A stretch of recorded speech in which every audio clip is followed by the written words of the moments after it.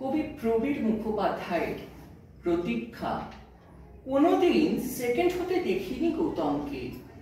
আমাদের ক্লাসের গৌতম গুপ্ত, বাবা মা দাদা আত্মীয় স্বজন পাড়া প্রতিবেশী সবাই যাকে দেখিয়ে বলতো, ছেলে হবেই তো হোস গৌতমের মতো।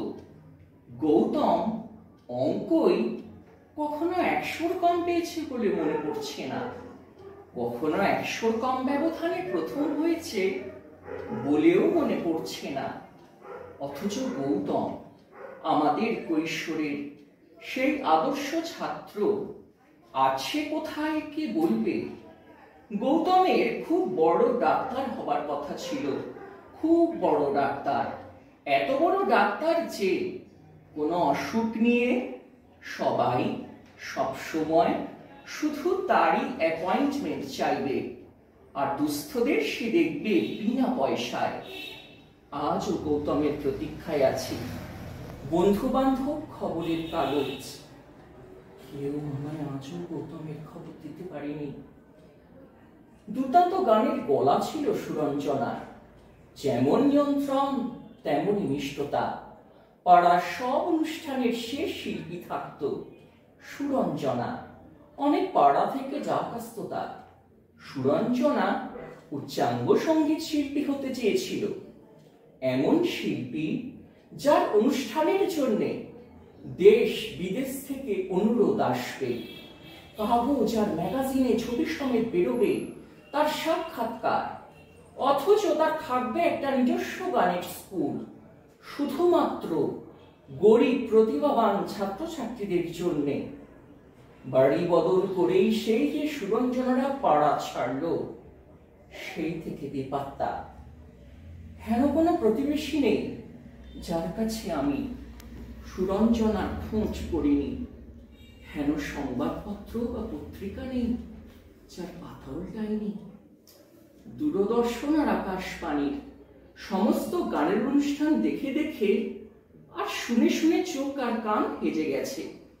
তবুও সুরঞ্জনা তার সুরের ডালি নিয়ে আজও দেখা দেয়নি।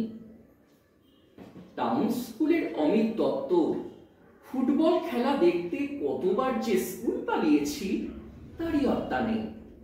ফাল্গুনের খুব বড় মস্তান হবার কথা ছিল, এত বড় মস্তান যে ওর নাম করে যে কেউ যে কোনো বিপদ থেকে উদ্ধার পেতে পারে। সুদেশনা চেয়েছিল খুব বড় নায়িকা হতে।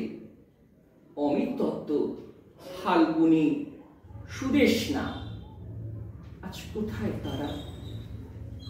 অথচ চতুর্থ বেঞ্চের সেই সলজ্জ ছেলেটি কে ভেবেছিল অভিষেক এত বড় শিল্পপতি হবে, দেশের যন্ত্রের মুখ্যমন্ত্রীরা প্রতীক্ষায় থাকবে তাদের রাজ্যে অভিষেকের লগ্নির আশায়? অথবা পিজি ক্লাসের সেই হতকুচ্ছির ছিপছিপে মেয়েটি, আমরা কেউ কোনোদিন স্বপ্নেও ভাবতে পারিনি সোনালি এশিয়ার সোনা জিততে পারে। হে আমার কৈশোরের রাজকুমার রাজকুমারীরা, কতদিন তোমাদের প্রতীক্ষায় আছি।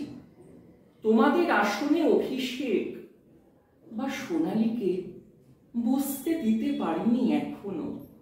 তোমরা এসো, যেখানেই থাকো ফিরে এসো, সমস্ত অবরোধ ভেঙে চলে এসো।